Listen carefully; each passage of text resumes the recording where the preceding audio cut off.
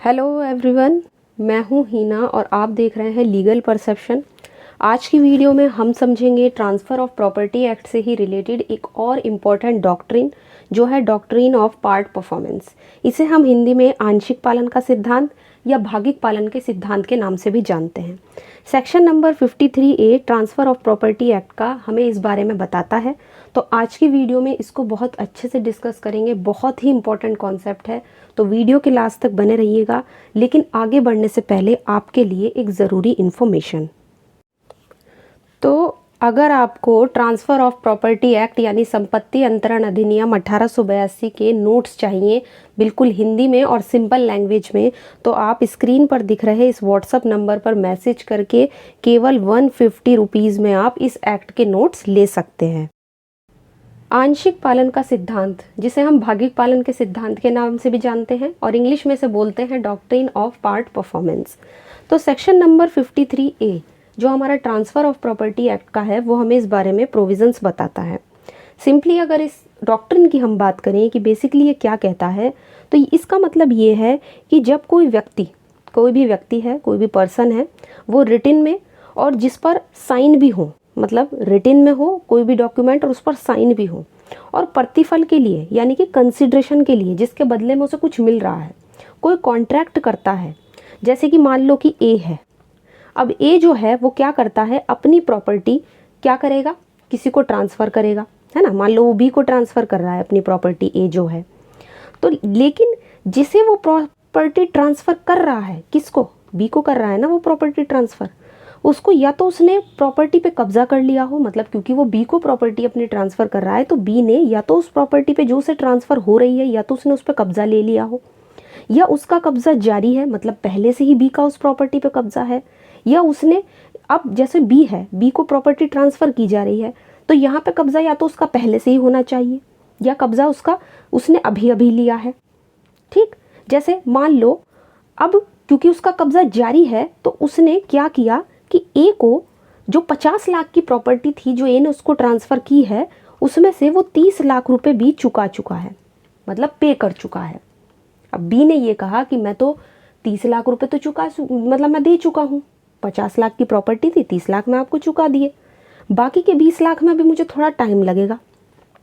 तो अब क्या हुआ कि ए जो है क्या करता है कि इतने बी 20 लाख रुपए लाता है, वो प्रॉपर्टी जो उसने 50 लाख में बी को ट्रांसफ़र करनी थी, जिस पर बी का कब्जा था अभी या उसका कब्जा पहले से ही था, उसका कब्जा जारी था, वो प्रॉपर्टी 70 लाख रुपए में यानी 20 लाख रुपए के फ़ायदे के साथ सी को ट्रांसफ़र करने की बात कर ली कि ठीक है 70 लाख रुपए तुम मुझे दो, अब मैं तुम्हें प्रॉपर्टी जो है सी को दूंगा, मैं बी को नहीं दूंगा। बी ने तो वैसे भी मुझे पूरा पैसा तो चुकाया ही नहीं, 50 लाख में मैंने उससे कहा था, उसने तो सिर्फ 30 लाख रुपए मुझे दिए, 20 लाख तो अभी भी बकाया है। तो ए क्या करता है, यहाँ पे लालच में आ जाता है और वो उस 50 लाख की प्रॉपर्टी जो वो बी को बेचने वाला था, अब वो क्या करता है 70 लाख रुपए, क्योंकि उसे 20 लाख रुपए फालतू मिल रहे हैं, एक्स्ट्रा मिल रहे हैं, तो वो सी को बेचने के लिए कहता है। अब यहाँ पे बी का क्या होगा, इस एग्जाम्पल पे जो हमने देखा, अब बी का जिसका कब्जा भी है उस प्रॉपर्टी पे, उसका क्या होगा, क्योंकि ए तो मतलब क्या कर रहा है, फायदे के चक्कर में सी को बेच रहा है वो प्रॉपर्टी, अब बी को तो वो मना करने वाला है, तो बी को क्या फ़ायदा होगा, वो किस तरीके से अपने इस राइट को बचा सकता है, अपने कब्जे के अधिकार को बचा सकता है। तो सेक्शन नंबर 53A जो है बी के काम आएगा और बी के अधिकार को बचाएगा, क्योंकि बी ने अभी आधे से ज़्यादा पैसा तो दे ही दिया है ना, और ए और बी के बीच में जो ट्रांसफ़र का कॉन्ट्रैक्ट था वो लिखित में भी था, मतलब रिटिन में था वो कॉन्ट्रैक्ट, साइंड भी था और प्रतिफल भी था, है ना। 50 लाख में ए प्रॉपर्टी बेचने वाला था बी को, तो कंसिडरेशन भी था इसमें, ए को 50 लाख मिलने वाले थे, जिसमें से 30 लाख बी चुका है, पे कर चुका है, 20 लाख उसके बकाया थे, और ए यहाँ पे लालच में आके अब तीसरे व्यक्ति यानी कि सी को बेच रहा है वो प्रॉपर्टी फ़ायदे के चक्कर में कि मुझे 20 लाख रुपए ज़्यादा मिलेंगे, मैं 70 लाख में इसको बेचूंगा। तो यहाँ पे जो बी है उसके राइट को सिक्योर करने के लिए, उसके कब्जे के अधिकार को सिक्योर करने के लिए ही सेक्शन 53A जो है वो उसको बचाएगा। ठीक, तो यहाँ पर यही एग्जाम्पल आप ले सकते हो, बहुत ही इम्पॉर्टेंट है, और इस एग्जाम्पल से आई होप आपको ये पता लग गया होगा कि बेसिकली डॉक्ट्रिन ऑफ जो पार्ट परफॉर्मेंस है, इसमें ये बताया गया है कि जब कोई व्यक्ति अपना पार्ट परफॉर्मेंस कर चुका है, मतलब आधा पालन कर चुका है, जैसे हमारे एग्जाम्पल में बी को 50 लाख में प्रॉपर्टी मिलने वाली थी, आधा पालन तो वो कर चुका है ना, 30 लाख तो वो दे चुका है अपने कॉन्ट्रैक्ट का, बाकी के 20 लाख भी वो देगा। बी चुकाने के लिए इच्छुक भी है, वो विलिंग है। तो यहाँ पे ये चीज़ पता होनी चाहिए कि ये सारे इंपॉर्टेंट पॉइंट्स जो हैं वो हमारे इस सेक्शन को ध्यान में रखने हैं। अब ज़रा एक बार सेक्शन पढ़ लेते हैं कि सेक्शन क्या कह रहा है। तो जहाँ कोई व्यक्ति किसी अचल संपत्ति को, कैसी प्रॉपर्टी की बात हो रही है, इमूवेबल प्रॉपर्टी की, उसको प्रतिफल सहित यानी कि कंसिडरेशन के लिए ट्रांसफ़र करने के लिए अपने द्वारा या अपनी तरफ से कोई रजिस्टर्ड लेखबद्ध कॉन्ट्रैक्ट करता है, मतलब जो कॉन्ट्रैक्ट किया गया है वो रिटन में होना चाहिए, रजिस्टर्ड होना चाहिए और किसी प्रतिफल के लिए होना चाहिए। 3 इंपॉर्टेंट पॉइंट, जिससे कि उस अंतरण को गठित करने के लिए जो भी ज़रूरी युक्ति जो भी मतलब इम्पोर्टेंट रेस्ट्रिक्शंस हैं या जो भी इम्पोर्टेंट कंसिडरेशन, जो भी शर्तें हैं वो पूरी हो जाएं। और अंतरिती ने कॉन्ट्रैक्ट के भागिक पालन में, हमारे एग्जाम्पल में अंतरिती कौन था जिसको प्रॉपर्टी ट्रांसफ़र हो रही थी, बी ने, यहाँ पर इसको हम एग्जाम्पल के तौर पे ले लेते हैं। तो अंतरिती यानी कि बी ने कॉन्ट्रैक्ट के आधे पालन में उस प्रॉपर्टी या उसके किसी भाग पर कब्जा ले लिया है, मतलब हमारे एग्जाम्पल में भी बी ने उस प्रॉपर्टी पे कब्जा ले लिया है और उस कॉन्ट्रैक्ट को कब्जे से पहले या उसका कब्जा पहले से ही है, ठीक, और कॉन्ट्रैक्ट के पालन में अपना कब्जा वो चालू रखता है और उस कॉन्ट्रैक्ट को आगे बढ़ाने के लिए कोई कार्य कर चुका है। यहाँ पे उसने कार्य क्या किया, बी ने हमारे एग्जाम्पल में 30 लाख रुपए दिए ना, तो 30 लाख रुपए का देने का मतलब क्या है कि बी तैयार है उस प्रॉपर्टी को लेने के लिए, उसने आधा पार्ट परफॉर्मेंस कर दिया है, तो कोई कार्य कर चुका है बी, कोई एक्ट कर चुका है 30 लाख रुपए देकर। अंतरिती कॉन्ट्रैक्ट में अपने भाग का पालन कर चुका है या पालन करने के लिए रजामंद है। रजामंद का मतलब कि बी यहाँ पर बिल्कुल रजामंद है 20 लाख रुपए बकाया देने के लिए,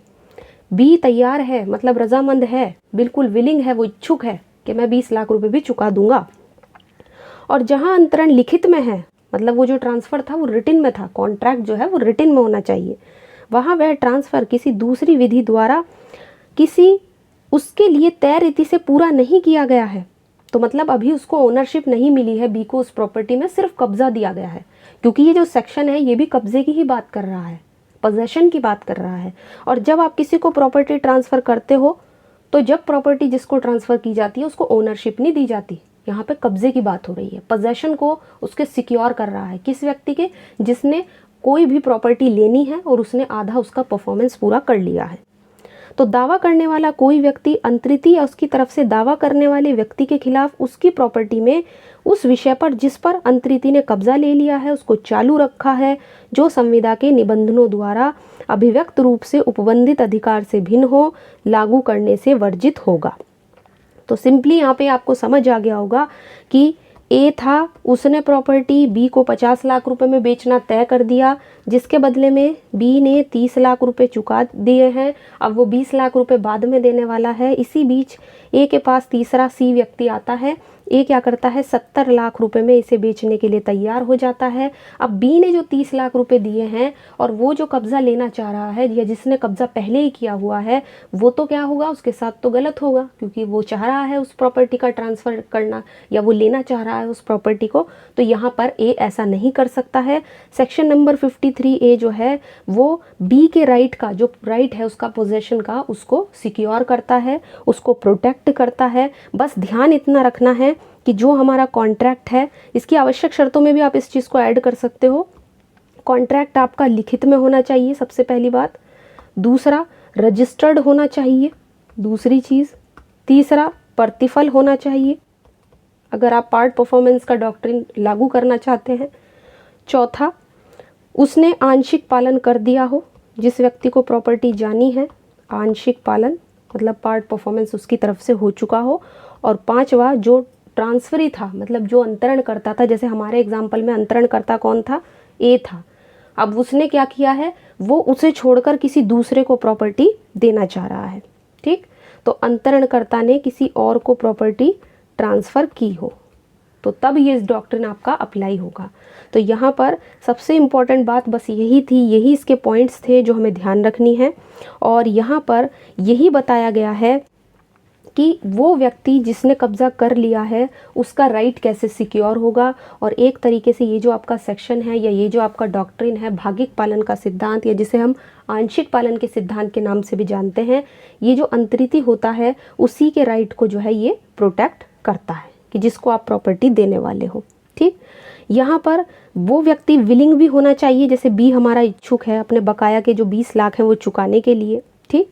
तो यहाँ पर इस केस में जो ए है वो बी से कब्ज़ा छीनकर सी को नहीं दे सकता, क्योंकि बी का जो कब्ज़ा है वो प्रोटेक्ट हो रहा है इसी सेक्शन के अंदर। ठीक, कुछ और चीज़ें हमें जो ध्यान रखनी है इस सेक्शन के बारे में वो ये है कि सेक्शन जो 53A है आपका, वो ओनरशिप ट्रांसफ़र नहीं करता, जैसे मैंने आपको पहले भी बताया, सिर्फ पोजेशन को आपके प्रोटेक्ट करता है, सिर्फ कब्ज़े को प्रोटेक्ट करता है, ओनरशिप की बात नहीं करता है ना। तो यहाँ पे ये कुछ चीज़ें ध्यान रखनी है। और यहाँ पे अगर मान लो सी है जिसको 70 लाख रुपए में ए प्रॉपर्टी देने वाला है, और सी क्या करता है, पूरा का पूरा 70 लाख रुपया मान लो अगर ए को दे दे, और सी को ये पता भी ना हो कि ए और बीच के बीच में भी तो कोई मतलब ट्रांजैक्शन हुआ था, मतलब सी को पता ना हो ए और बी के बीच में भी कोई इस तरीके का मतलब कोई कॉन्ट्रैक्ट हुआ रखा है, तो फिर क्या होगा। अब सी ने तो 70 लाख रुपए दे दिए ना, उसे तो पता ही नहीं था ए और बी के बीच में भी कोई कॉन्ट्रैक्ट ऐसा हुआ है, तो फिर क्या होगा। तो सी को अगर ए रजिस्टर्ड डीड के द्वारा यानी रजिस्टर्ड लेख के द्वारा ओनरशिप दे देता है मान लो उस प्रॉपर्टी की जो उसे बी को देनी थी, तो सी का राइट यहाँ पे इफेक्ट नहीं होगा, क्योंकि सी ने तो बदले में पैसे दे दिए ना, उसने तो कंसिडरेशन दे दिया, तो यहाँ पे सी का राइट जो है वो इफेक्ट नहीं होगा। ठीक, अब ए जो है वो सी को ओनरशिप देगा। तो यहाँ तक की चीज़ें आपको क्लियर हो गई होंगी कि बेसिकली हमारा डॉक्ट्रिन ऑफ पार्ट परफॉर्मेंस क्या कहना चाह रहा है। लास्ट में बात करेंगे एक इम्पॉर्टेंट केस लॉ की, मानकलाल मनसुख भाई बनाम जमशेद जी 1950।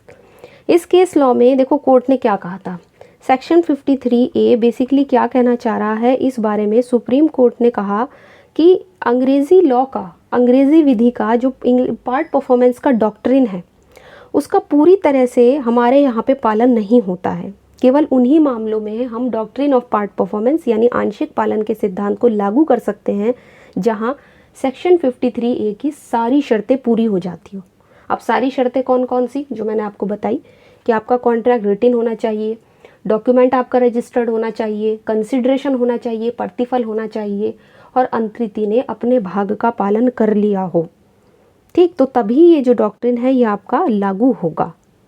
तो यहाँ पर कोर्ट ने इन सब चीज़ों पे फोकस किया कि शर्तें अगर पूरी हैं तो फिर ये सिद्धांत ज़रूर लागू होगा। और जैसा कि मैंने बताया कि ये पोजेशन के राइट को आपके सिक्योर करता है, कब्जे के अधिकार को सुरक्षित करता है, ओनरशिप के अधिकार को नहीं, क्योंकि यहाँ पे ओनरशिप की बात नहीं हुई है, यहाँ पे स्वामित्व की बात नहीं हुई है, यहाँ पे कब्जे की बात हुई है। तो आई होप आज की वीडियो आपको अच्छी लगी होगी और डॉक्ट्रिन ऑफ पार्ट परफॉर्मेंस क्या कहना चाह रहा है ये कॉन्सेप्ट आपको क्लियर हो गया होगा। तो आज की वीडियो में इतना ही। वीडियो अगर पसंद आई है तो इसको लाइक कर दीजिए, ज़्यादा से ज़्यादा शेयर कीजिए, और अगर चैनल पे नए हैं तो इसको सब्सक्राइब कर लीजिए। इसके अलावा आप चाहें तो हमें टेलीग्राम पे ज्वाइन कर सकते हैं, जहाँ पर आपको ढेर सारे नोट्स और PDF मिल जाएंगे। तो आज की वीडियो में इतना ही, मिलते हैं नेक्स्ट वीडियो में।